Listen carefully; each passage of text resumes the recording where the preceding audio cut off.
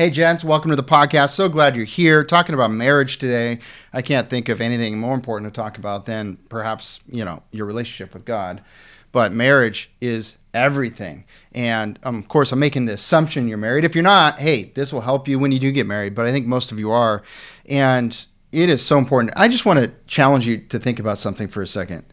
If in your work, the core main thing wasn't going well, how would you address it? How would you approach it? With intensity to fix it, no matter what. And make sure that you keep your job and excel in it, and everybody feels like you're doing a good job, and you move forward and you fix that. What if you have a business and the key thing that generates revenue is broken?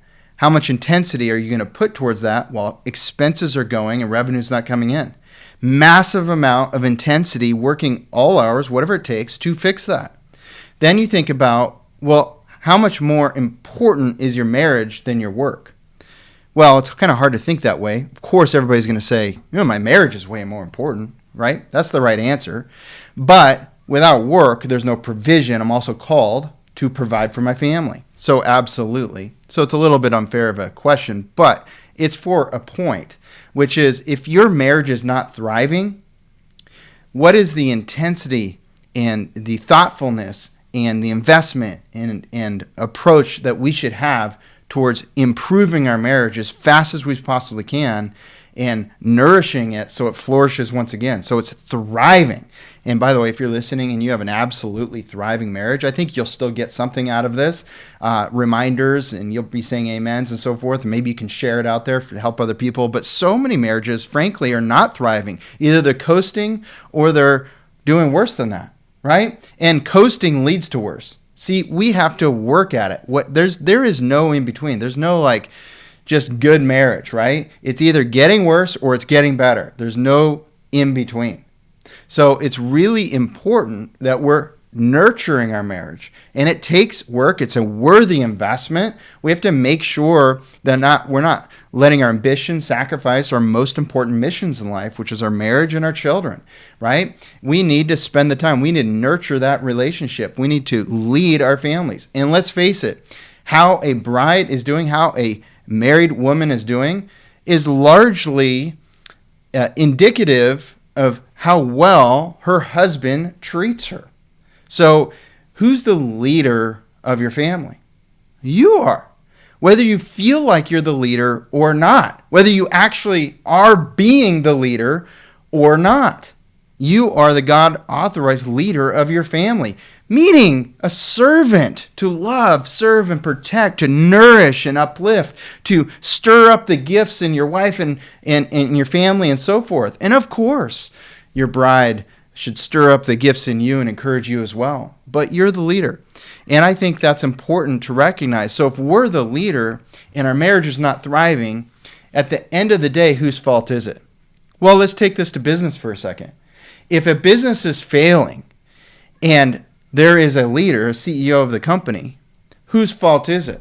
Well, the buck stops with him. Of course, there's other faults, but he's the leader. He's leading. He has the influence to change things proactively early enough to where the company doesn't fail. Hey, I know. I had a failed company once, and I've had ones that didn't fail and did very well.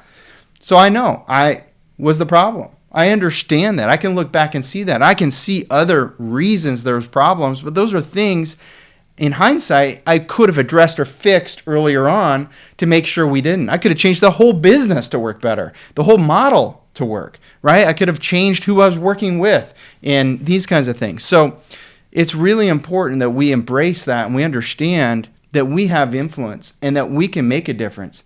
And it's not just by expecting our spouse to change. We can pray for her and so forth, but we need to look at what we can change. What can we change? And that's the challenge in this episode.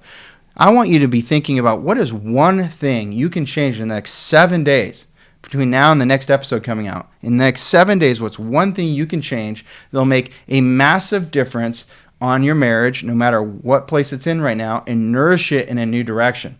Okay, now that I've said that, be thinking about that, and I want to teach you about the rhythms of marriage. So you might have heard the quote, familiarity breeds contempt. I don't know who said that, but it's been said many times, right? Well, in marriage, there's the opportunity for the greatest amount of familiarity to exist, because literally in marriage, two become one. You are ultimately familiar with each other.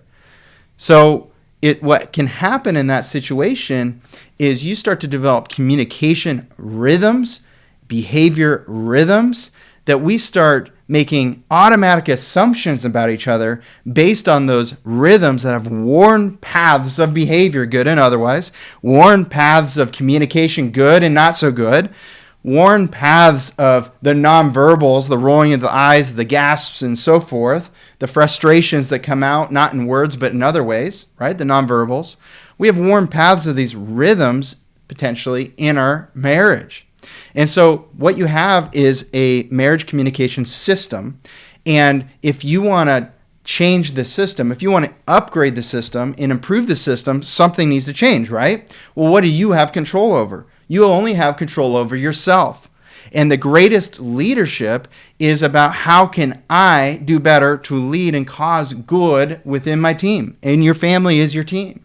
So therefore, what can you do to disrupt the system in a positive way? I call it a positive disruption. So think about that. It's your response. It's the way you communicate. It's your behavior. It's your nonverbals. It's maybe the way you greet your wife when you get home, the way you respond when she's frustrated about something.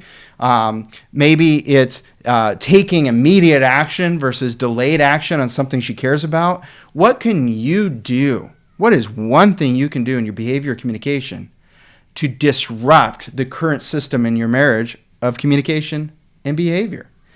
Because when one spouse takes initiative and causes a change in the system and consistently and persistently does that good thing, that better way of responding in the marriage communication when there's challenge, for example, then if that happens, even just for 7 days in a row, you are going to notice a change in your marriage for the better. You're going to notice that it actually has a positive impact on your spouse. See, wives could do this, the same exact thing with their husbands. But you know what? This is a man podcast, and you're the leaders. And so it's so great when we take initiative. Nobody even needs to know about our initiative. We can just decide at any moment to change how we respond, how we behave, how we look at something, how we love, how we have grace and understanding when someone's frustrated with us. And we don't lose our temper and we respond in a loving way versus a frustrating way. That's just one example. But what is it for you? What do you need to do to have a positive disruption in your marriage in the next 7 days? What's one thing you can do after listening to this podcast? Maybe get a journal out, write down some things, some ideas. Maybe pay attention for the next 2 days before you decide, or next 24 hours, on your marriage communication and behaviors, and just looking at yourself and how you respond to things, how you get frustrated inside. And maybe I know what I do is I grit my teeth and I get like a vein right here, and these kinds of things, right, when I'm frustrated. So the change in that moment, if I notice that happening about myself, would to be completely change and communicate something good and positive back to my wife instead of sitting there quiet and frustrated. So what is it for you that can leave a positive disruption in your marriage? Just pick one thing, and then in 7 days from now, when you see that difference and you see how it actually influences your spouse too to make changes without you even addressing anything, you are going to start to understand, again maybe, how powerful you are, how influential you are, how God made you influential for a reason. And of course, you're doing this only to nourish a good direction for your marriage relationship. You're doing something new that's better than what you were doing before and the way you communicate about things. See, if we take ownership over our leadership role, then we stop just looking at our spouse and what they can improve, and we start looking inside on what we can improve. And that makes all the difference. It makes a massive difference. And you're going to feel so good about yourself that you're making positive strides to grow your marriage. So that marriage relationship's such a strong bond that your team has such a positive impact and glorifies God in your community. And your children get to see this. That's the most important thing. Do your children look at your marriage and go, I want a marriage like that? And if not, then let's start right here.